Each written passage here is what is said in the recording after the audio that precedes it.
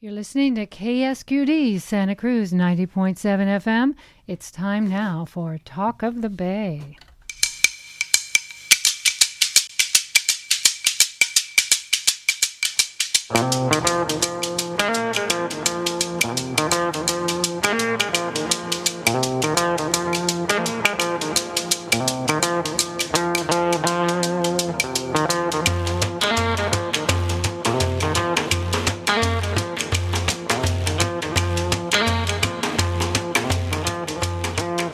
And good evening. It's Talk of the Bay on K-Squid KSQD Santa Cruz. I'm your host, Rachel Ann Goodman.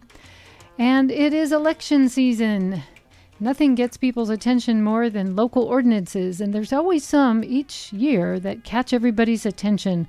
Last time it was the rail trail that had everybody talking, and it went down, Measure D, in flames. You never know how it's going to go, though, these hotly contested races.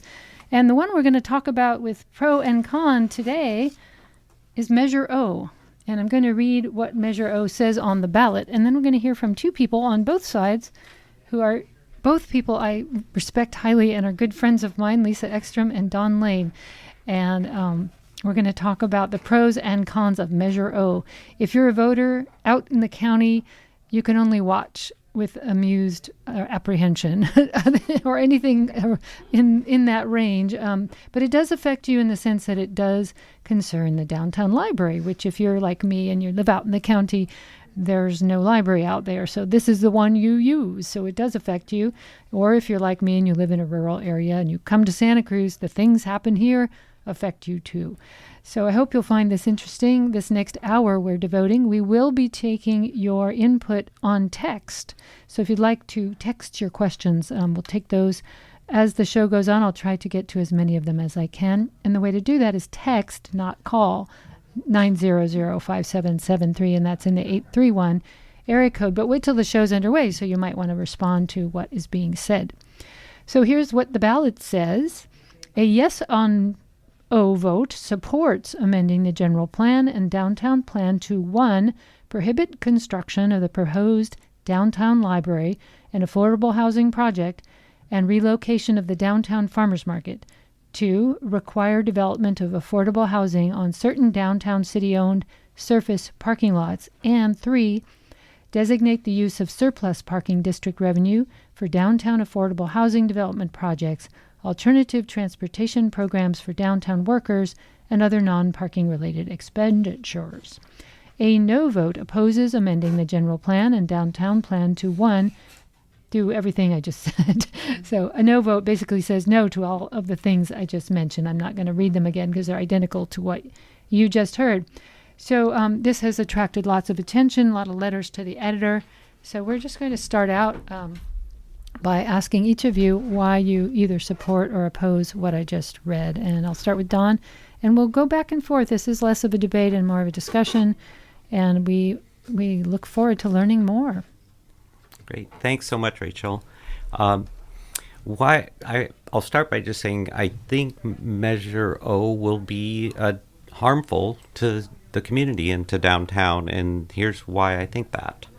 1, it stops the moving forward of 124 apartments that will be real, legally bound affordable housing in our downtown. It mandates a smaller, lower quality library.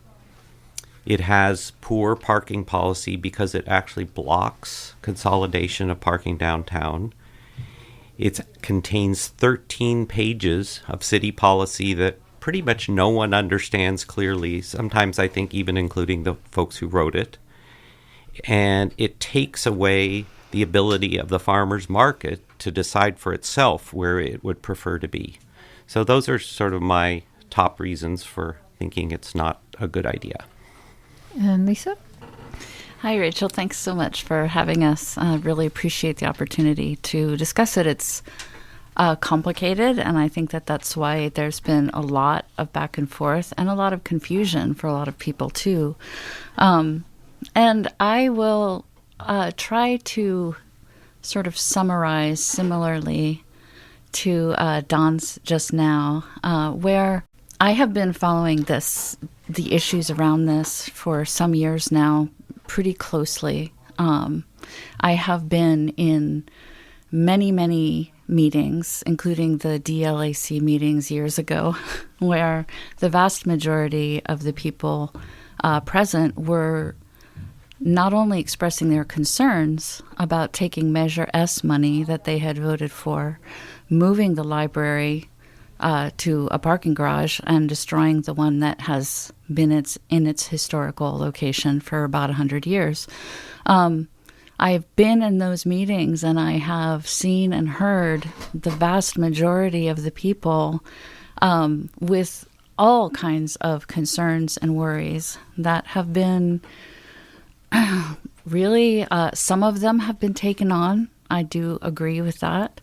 But that's actually why we end up here in this position now with Measure O on the ballot, is that for years of the public trying to engage with the city government and get their concerns across and get even other ideas across, that was mostly tried to be swept under the rug. So for me, it has meant a lot of work over the years coming to this point of having this ballot measure. And so I would say that the proposed mixed-use project on Lot 4 would be dangerous instead to our community and to the why future. Dangerous? Why dangerous? Well, I would say for a variety of reasons, but two of them are with respect to fiscal responsibility and environmental responsibility. There are many questions that come up every time about this project and where the money is for it, where the money is going to come from, what kind of debt we are going to be saddled with. It's also that model is a long-standing, very 20th century model for cities that has really been discredited. There's a wonderful group called Strong Towns that I really recommend people look into about going with different models for how we get things done in our cities, how we make improvements in our cities that don't involve putting us in decades worth of debt. So that's one thing. And then there's the environmental responsibility. I want to get to each of these, but I Yeah. think I want to take them apart and back up a little. Sure. Because we have the whole hour, unless I have another coughing fit. Cough drop, please. Water, please, Mr. Program Director. Thank you. So you mentioned fiscal issues. So I want to talk about that, but I also want to just clarify. So if I understand this right from the ballot measure, it means that the library would be destroyed and then rebuilt on its same site. Is that what the proposal says? No. It just says don't do this other thing. It doesn't say what you want to happen. It just says you don't want that. Am I summarizing it well? That's fair. I'd say a little close, more accurate would be to say that we don't want the library to be moved. We don't want the current library to be destroyed, that we feel that it can be very successfully renovated. And another thing I'll point out about the renovation is that we've been hearing from the city a lot, these comparisons between this new building that they propose and the renovation design, and how the renovation design is inferior, smaller, etc.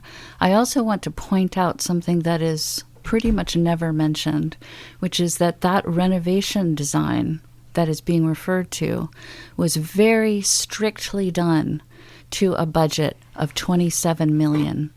We are now looking at a budget for a library that is topping $42 million.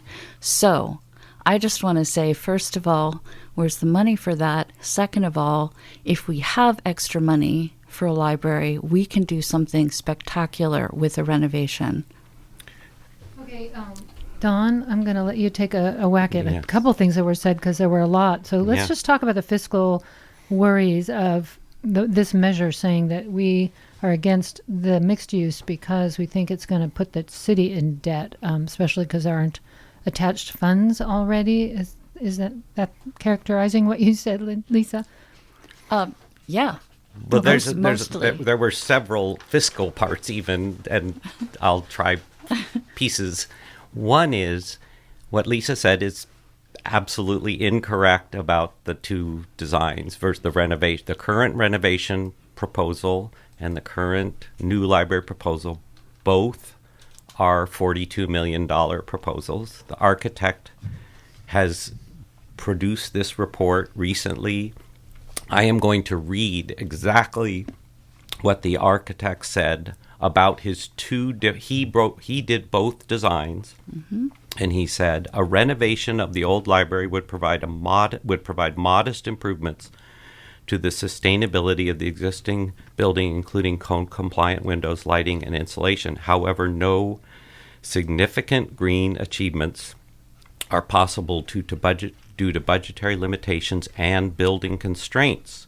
The new library, on the other hand, provides significant and ambitious sustainability features. First and foremost, the new library will be all-electric, zero net energy building. This means there will be no gas serving in the building, and rooftop solar panels will generate an amount of power equivalent to the power consumption over the course of the entire year. The green roof will provide native habitat for birds, insects, and reduce the urban heat island effects. So I say this because I'll tell, Lisa will, I know disagree, but I have been following this week in and week out, and the most current architect's comments are comparing two different $42 million versions of the library. It's not like one was cheaper than the other. They are exactly the same, and the library that Lisa favors, the one at the current site, would be 25% smaller than the new library would be, and it would be significantly smaller than what we have even right now. Are there drawings people could look at to help Absolutely. They're right on the city website. There's a city website completely devoted to this whole project, and you can see the side-by-side budget comparisons of these two versions, both at $42 million. So that's really important to recognize. And beyond that, just to talk about the fiscal responsibility in general, we talked about new towns, and one of the things that really good new urbanism says is you do mixed-use projects. You consolidate your limited available land to do as many different uses as you can. Right now, we have a flat parking lot in this certain place. We could have a big new library, a whole bunch of housing, and some replacement parking on that same land. And when you do that, not only is it efficient that way, when you build one building with three uses, the cost of building goes way down for each part of the project because they share some of the infrastructure costs. Things like building the foundation, which are very expensive. So actually, the same architect has also pointed out that by doing a new library in the new location, you get a whole bunch more library for the same amount of money. Lisa, back to you. And I want to ask, because I've been in the library that's in Watsonville. It's big, airy, beautiful thing. There is a parking garage, but it's not above it. It's next to it. Does that make you feel less or more confident about this new project? Am I on? Okay. It does not make me feel more confident about this project. And I also want to clarify regarding what Don just was referring to. It's right. The same architect worked on both of these designs, the renovation design, which they submitted that report a couple of years ago, and then the more recent one that they're working on now for the new library. And in their report for the renovation, in the very opening summary, they talk about how the design and considerations for that particular renovation design were all about keeping to a budget of $27 million.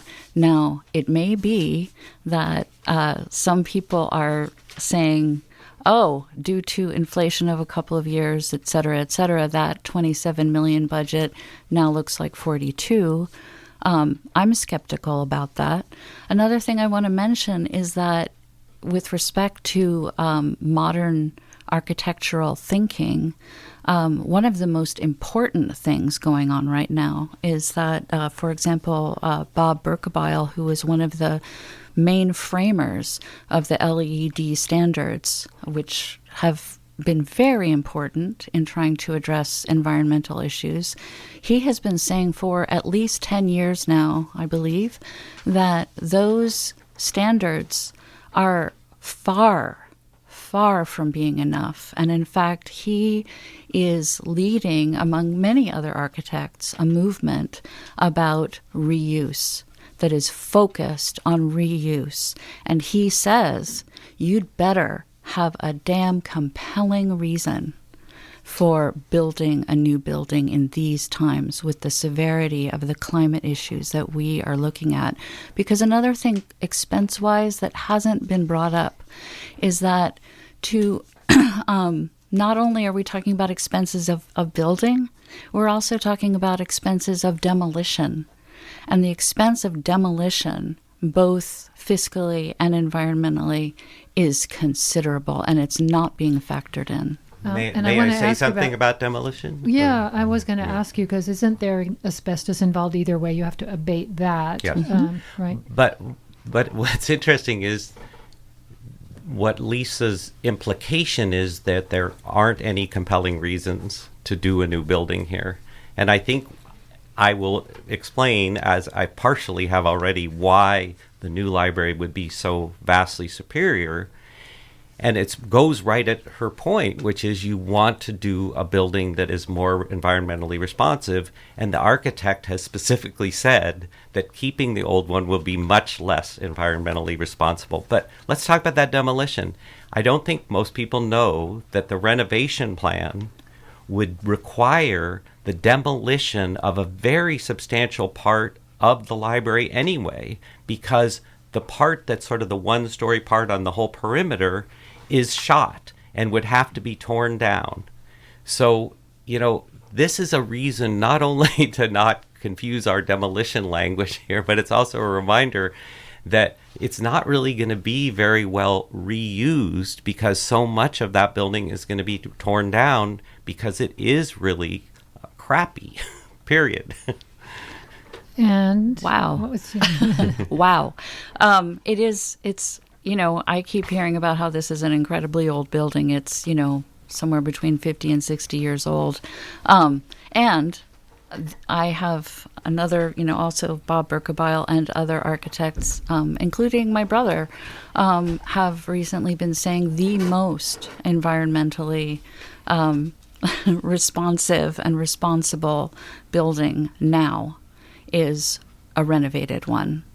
And that is a serious concern in architecture and in building now. But why would you refer to an architect who has no knowledge of this situation and compare and ignore the architect who we have here, who's done 2 different designs and who addresses the environmental issues and still favors the new library? It's great to point to experts somewhere else. Abe Jason his specialty is library design. Mm-hmm. That's what he does. And he doesn't make any money one way or the other picking one over the other, because he has the job either way. And he has specifically said, environmentally, the new library is vastly superior. I don't know, just because someone else far away doesn't have any basis for judging what is appropriate in this situation without coming to look and say, based on what you're saying, we would never tear down a building, no matter what, because it's just bad environment. But that's not true. There are buildings that need to be replaced because they are no longer functional and cannot be put back to a very environmentally sustainable way. If you just joined us, this is Talk of the Bay, a heated conversation about Measure O, which would determine the fate of the downtown library, among other things, and Lot 4, which is where the current farmers market on Wednesdays is currently happening. And now I'd like to reintroduce our 2 guests who are speaking on both sides of the Measure O issue. It's Lisa Ekstrom for the Pro side and Don Lane, in the ring on the other side. Nobody's got boxing gloves. They're being very nice. It's all very friendly, but people feel passionately about downtown, and they've been debating it ever since I've been around. I remember downtown being a very sleepy place in the 80s, and they'd roll up the sidewalks and everything. Would close at 8 o'clock, and there was hardly any nightlife. Anyway, do you want to go to anyway? And then, sorry, Asti, I love you. It's all true. The jury room, I love you. But anyway, so here we are after the earthquake, and the downtown is thriving, and there's all this activity and nightlife. And now there's this fierce debate on what do we want it to be in the future. And I think this is part of that context. So that's why people aren't just thinking about books and where to put them. This is way bigger than that. It's about the character, I think, of the downtown, and how do we deal with the fact that no one can afford to live here who works here. So I want to get to the affordable housing part in just a moment. So we've got books, libraries, which are thriving, vibrant local places. We have affordable housing mixed into this mixed use, and then we have a garage. Anything else I missed, Don? Oh, there's lots. There are other multi-use. I mean, I want to just reckon. I was just in Ireland, and there was a bar that also was a hardware store. So it's not without precedent. There's some mixed use. You get your screwdriver and your screwdriver. Yeah, very good. Mixing and mixed use. Yes, there you go. So help me out. Where were we? Before we took the break, you were talking, I think, Lisa's turn. about tearing things down and whether it was good environmental practice or not. Mm-hmm. But I do want to get to other issues. So if we could talk about the farmers market. So a lot of people are used to going to the farmers market on Wednesdays. We just heard news that they had signed a memorandum of understanding with the city saying that they were going to get a permanent spot at another site. So does that change, Lisa, the whole equation now that they were kind of being discussed as if it was going to displace them, but it sounds like they want to be displaced into this other place. Is that what you read as much as I read? Can I just very quickly wrap up a previous point about the library and the renovation? I just want to say before going on to the farmers market that I think that as well as taking on the opinion of Jason Architecture, who has done both the renovation and the new design, and their opinion, I also think that taking special heed of the architects who were behind putting together the LEED standards is really worth our attention. And when they say we have to really rethink what we will consider building a new building for, I think we need to pay attention. It's all about the severity of the climate crisis. So, having said that, I'll go on to the farmers market and say that I had heard that they were about to sign the MOU, or that it's imminent. And I feel like the whole time that I've been involved in this, I would never, ever presume to speak for the farmers market. I love the farmers market. It means a lot to me. I was away from Santa Cruz for some time, and when I came back, it was where I saw all my friends again. It's an important part of my week, an important part of many people's weeks. I met a woman, I think right pre-pandemic, who was talking about how she comes to our farmers market from, I think it was Mountain View. She tries to come like once a month because she says it's the best one. So hands down, I'm completely supportive of our farmers market. I feel like at the same time, the city government is their landlord, and they have always been in a delicate position of, they've had impermanence. I think that they've had the understanding for a long time now that they probably couldn't stay on Lot 4, that the city had designs for Lot 4. So I think that's in the picture. On the other hand, I think that anyone who has gone to to that farmer's market and that location where it has begun and where it has grown and where it has become something so special recognizes that the place is actually important. And that's another part of, important urban thinking these days, is that you don't just impose design. You observe where people go, where things are happening. You work with that. And that is precisely what we're trying to do. I think that the farmers market, because the city government is their landlord, is going to do whatever they can to have something permanent. I've been to other towns like Davis that have a beautiful downtown permanent market. Don, do you want to respond to the farmers market issue? Does it make it a foregone conclusion to talk about it at all since they've already got an arrangement? I don't think it's finalized, but it's certainly moving in that direction. But I do think it's interesting what Lisa said. I know she personally doesn't want to speak for the farmers market, but the reality is that Measure O, one of its flaws from my perspective, is that's exactly what it does. It says farmers market people, meaning the people who run the farmers market and who manage it and operate it, we're going to tell you where you're going to be with Measure O.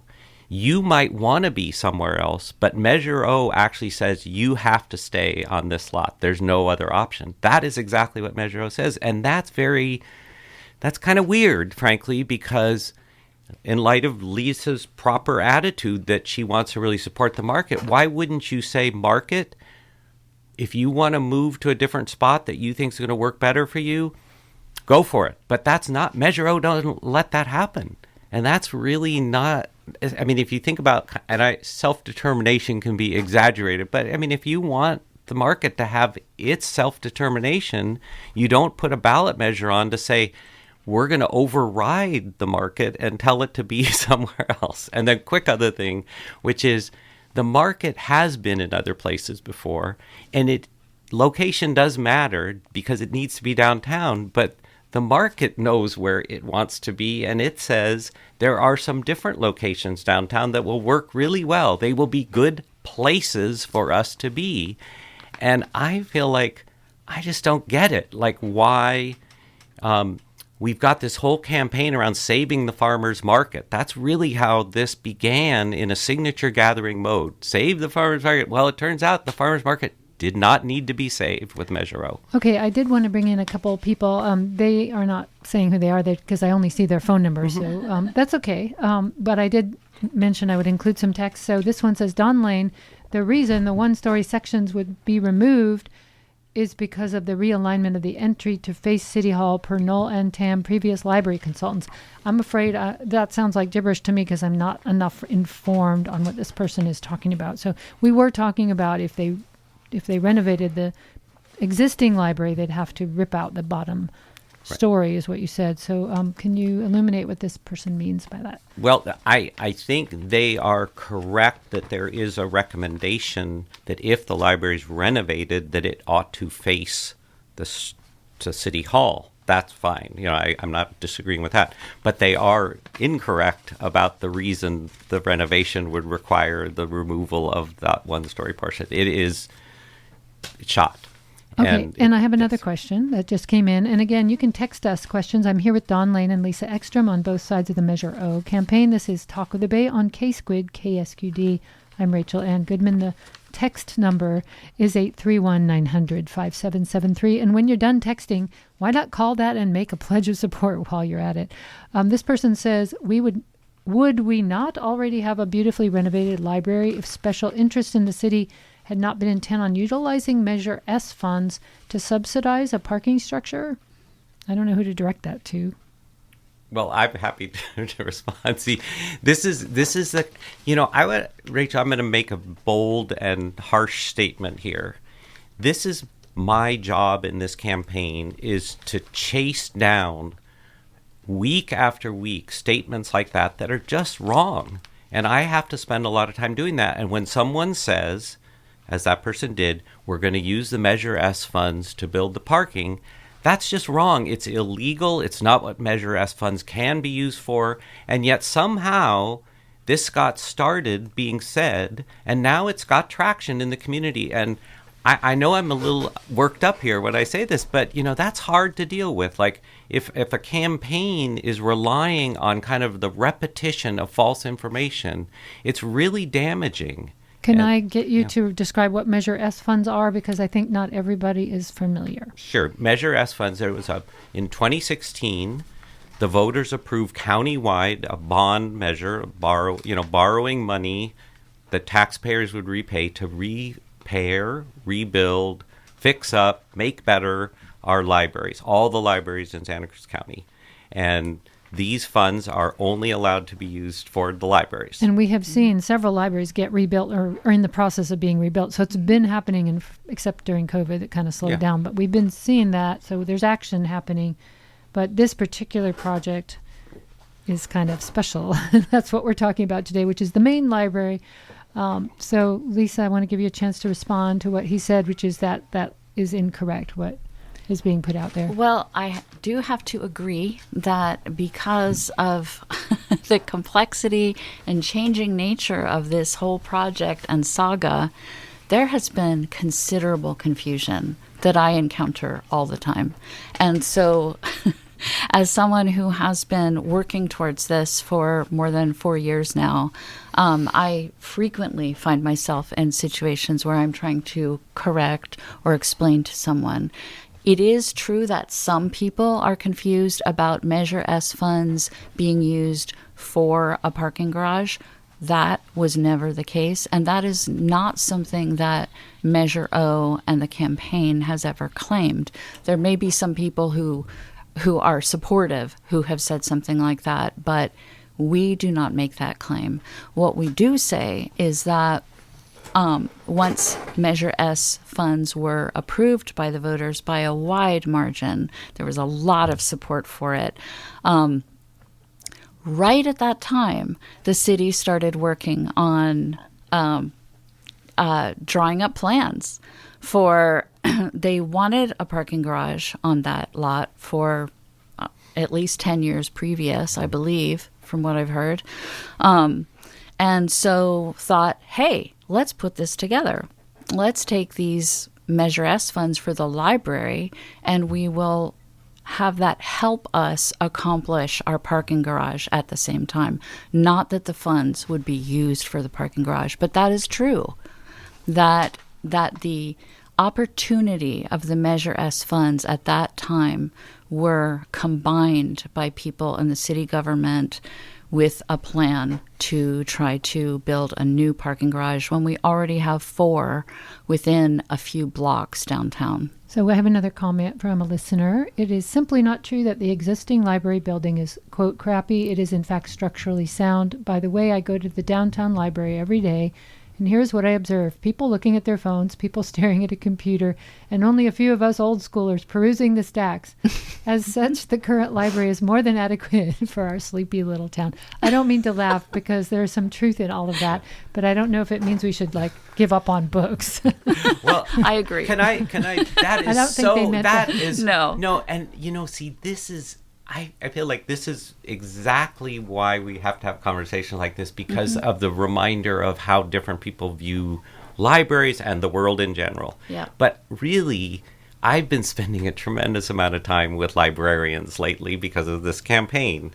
And they are just, they will tell you the reason that person experiences the sleepy little library with a few people on their phones and not a lot of book looking is that it's not a very good facility, but more importantly, it was built for a different time, and people use libraries very differently now when you have a really beautiful, new, good library with a lot of community space, a lot of different technology, different kinds of meeting rooms, and that's what we'll get with a new library, and then we'll have a lot more people using it.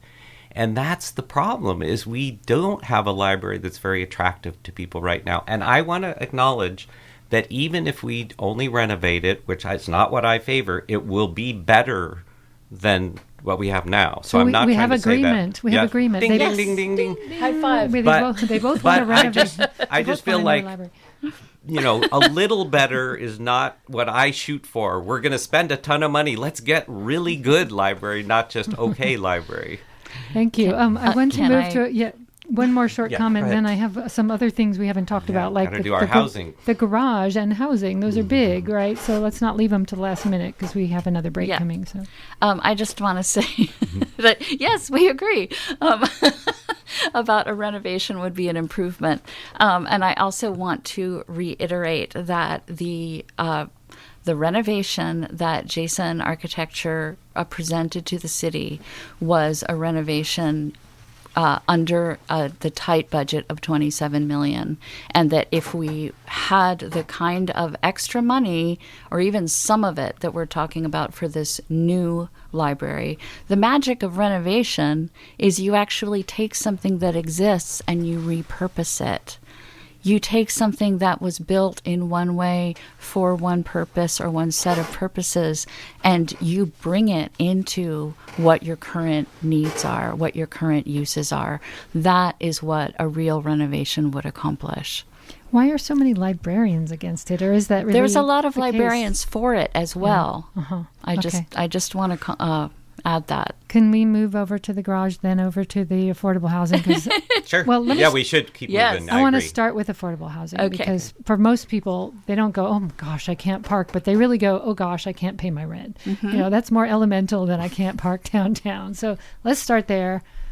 No one would argue that we don't need affordable housing. We're in agreement, ding. Yeah. Okay. Ding, ding, ding. It's just, how did this project get wrapped up with that? And what will it, let's say, remind people that yes on O means not doing this multi-use thing. So yes on O does say put money toward affordable housing, but it doesn't specify units. And so it's more vague. So could Can I both of you add to talk that? about affordable housing in these two scenarios, 1 and 2? Lisa's Sure, go ahead, Lisa. for it, and then Dawn has other ideas. So go ahead. A very important thing that Measure O does with respect to affordable housing, and was really a key point for us, is that one of the most difficult things about actually coming up with affordable housing, finding the funding, one of the most difficult parts is finding the lots, finding the land.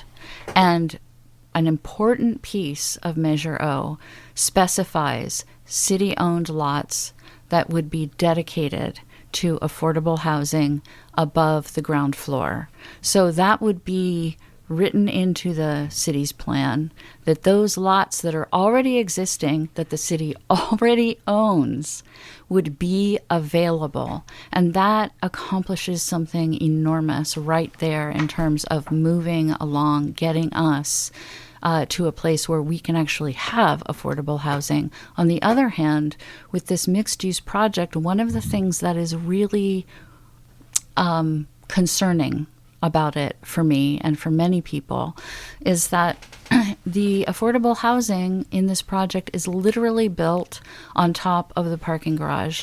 The parking garage is something that does not have funding, and actually its possibilities for having that funding are they're not real obvious right now or easy to see. So we have a situation there where you have affordable housing that is literally waiting for another parking garage downtown before it can happen. So we are talking about city-owned lots that exist that we can get going on affordable housing. Basically, as soon as Measure O passes, we get the city government behind that and get it moving. Dawn? Yeah, this is a hard one for me not to just jump over. And I know I've been, I am being argumentative. We're having a disagreement here, That's and okay. I apologize for my argumentativeness. But I want to I just want to point out that the project that Measure O is going to stop is exactly what Lisa said we want to do. It's building affordable housing on a parking lot that the city owns. That's the whole point. And that can be part of it, too. And so, I mean, they're going to stop building housing on a city parking lot so that they can build city housing on a parking lot. I mean, it just doesn't add up. Was that And put in there to get people to vote for it? Because it seems like if you just wanted the library to stay where it was, it could have been a simple proposition to keep the library. But the affordable housing seems to have been put in there to keep people who want affordable housing on board, but because you guys had it. I mean, is it gotten more well, complicated? let me say something about that. There's two parts of that are really important. One is that it is real affordable housing that will be built. And it has a lot of pieces in place, none of which exist for the imagined things that Lisa is talking about.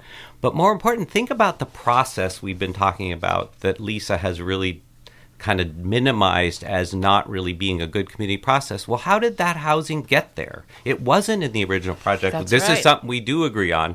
How did it get there? People like me, and I'm not taking credit for this, people like me, not me, and a lot of people who are advocates for affordable housing said, wait a minute, we don't need that much parking. Parking, we maybe need a little. What we really need is housing. And we hammered at the city council, and oh my God, they listened. They changed the project. Wait, if there was no good process, how did that happen? It happened because the city council, including Justin Cummings and Sandy Brown, who were very skeptical of the project, actually voted to recommend this project move forward in the downtown library subcommittee, because they said, well, we've changed it now and it got a lot better, and now we're going to recommend it to the city council.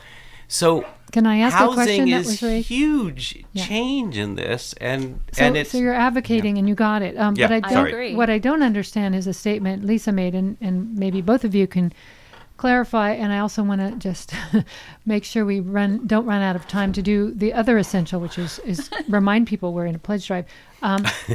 Very important, without which we could not do this show. But I do want to mention that you said that the affordable housing couldn't happen because the garage would hold it up. What did you mean by that? And do you agree that this is going to be a slowdowner, this garage?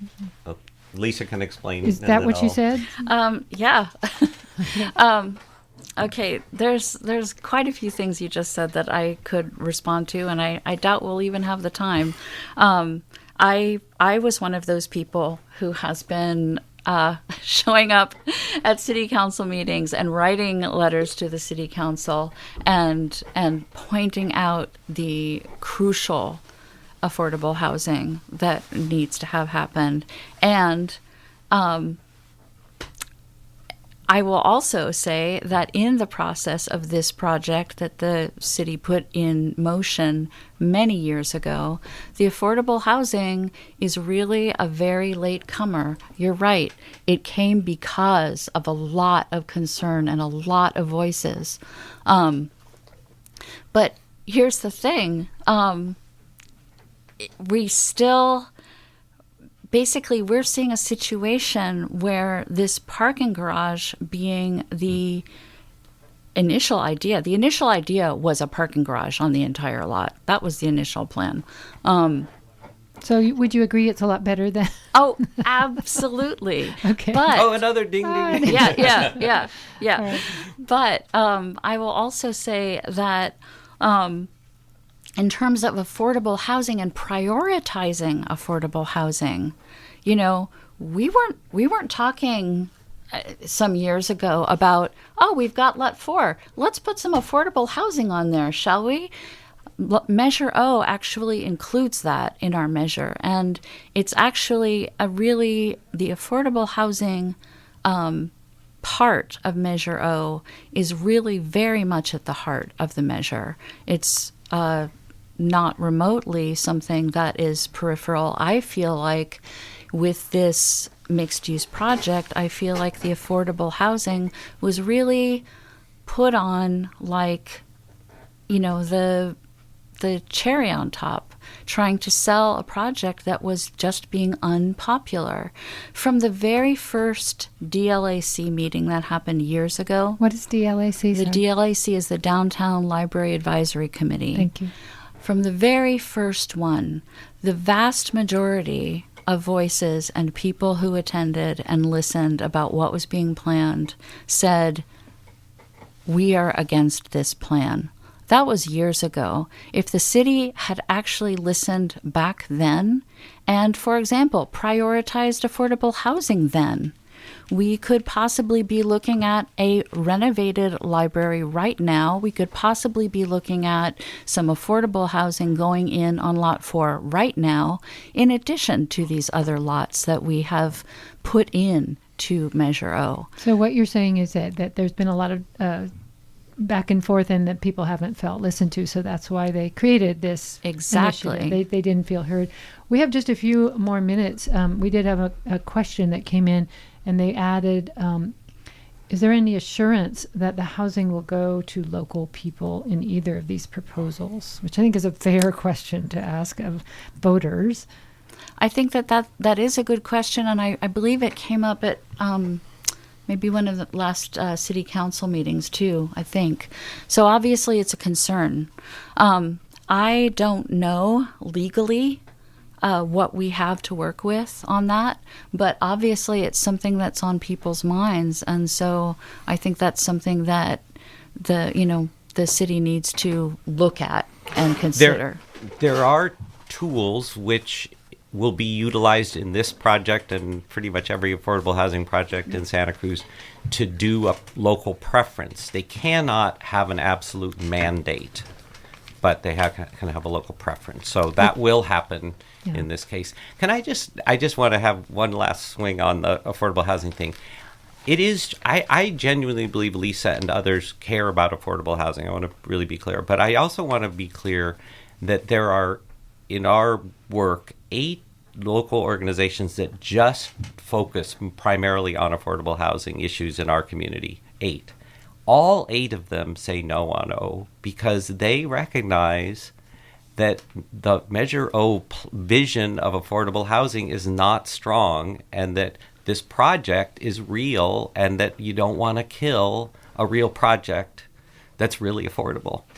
Can I ask a question that may sound like it's off topic, but I really don't think it is, because I feel like I have a sense of how people feel about our downtown, that this may be about more than the library. It's about the high-rises that are going up at different places around our community, and that there seems to be a sudden surge in outsized buildings going up without a lot of thrilled people looking at them. And there's a lot of reasons why that's happening, but do you think that this debate that you're having is in the context of people feeling very uneasy about the rapid pace of the look of the downtown in general? I think that that's true. Hey, they'd agree. Yeah, we agree again, Dawn. Yay. And you came to different conclusions about what the solution is, but I think it's caught up in the same feeling of, if people don't like those hotels, this is going to do nothing about those if they vote for it, right? Just be aware of what you're voting for. You're not voting to tear down those giant buildings they're just building right now, nor are you voting for future ones to not be so tall. So just be aware that this is only about this one project. Site. Well, it's not just about the one site. but it is a lot about. There's only 3 puzzle. There are 3 or 4 puzzle pieces as opposed to these other big hotel projects and other things that are happening. It's also about looking at the future and the vision of our downtown and where we're going to be living, what our children will have to live in if they're lucky enough to actually be able to live downtown. My kids can't live here. And the only reason I can live here is because I'm currently living with my mom. So, the affordable housing thing is very real to me, and it's very real to most people I know. Yeah. I would say that is part of why the affordable housing issue is really at the heart of Measure O. Yeah. Any final words would you like to close, each of you, on more, how you want people to vote and why, because we have a few more minutes and then we're going to go to break and ask people to support the station that brings you debates just like this. So for everyone who texted us, we'd love to hear from you. You can use the same number you texted to make a phone call of support right now at 900-5773, and we'll tell you more about that in a minute. We have a matching grant in effect. So let's see who got to go first last time. I should know this because I'm the host. At the very beginning, I was first. So whatever that's. So you can be first again, and you can have the ending. The last word. Okay. Yeah, there you go. Great. I would like to take this opportunity partly to let people know that there is a showing tonight at the Resource Center for Nonviolence of the film Citizen Jane, which is a documentary about Jane Jacobs, someone that I was aware of growing up and who's very inspiring to me. And it's a documentary about her battle with the powers that be, and in particular developers in New York City, and it was successful. And so I'd recommend anybody who's interested come on down tonight at 7 at the Resource Center for Nonviolence. And I would say that is really key for me in why I am here, putting together Measure O, fighting for Measure O, talking to people about Measure O. I've had an incredible experience talking to so many people in our community over the last few years about this stuff, and it's been incredibly valuable to me. And I feel like I've gotten to know our community so much better. So I just want to thank you again, Rachel, for the opportunity, and also say to everybody, pledge for K-Squid. Do it now. We agree on that one too. Yes, we do. Okay. We all agree. All right. And vote yes on O. Okay. Thank you, Lisa Ekstrom, for the Yes on O campaign, and Don Lane. Thanks. I'm glad you brought up this sort of bigger question about like, where are we going? Because, I think there's sort of this idea that how we want the community to look is the biggest question here. But I'm going to disagree with that. I want to think about who gets to live here and what we're really doing about when we keep things the same, we stay on the same trajectory of becoming a more exclusive community, a less diverse community. And when we make change that is geared toward housing more people who don't have a lot of money and create public facilities like libraries that really particularly serve lower income people, that's a good thing. And I just want to remind everyone that this particular project that we're fighting about, there's no for-profit entity here. There's a parking structure, which the city just breaks even on. There's a library, which we all know, and low-income housing. I mean, why are we talking about big money in this when it's about public goods? Don Lane, thank you so much for being here, and thanks to Lisa Ekstrom. Thank you for making the time. Rachel. We really appreciate it. Thank you so much, Rachel. I hope the voters found this useful and interesting, and our listeners appreciate all of our election coverage.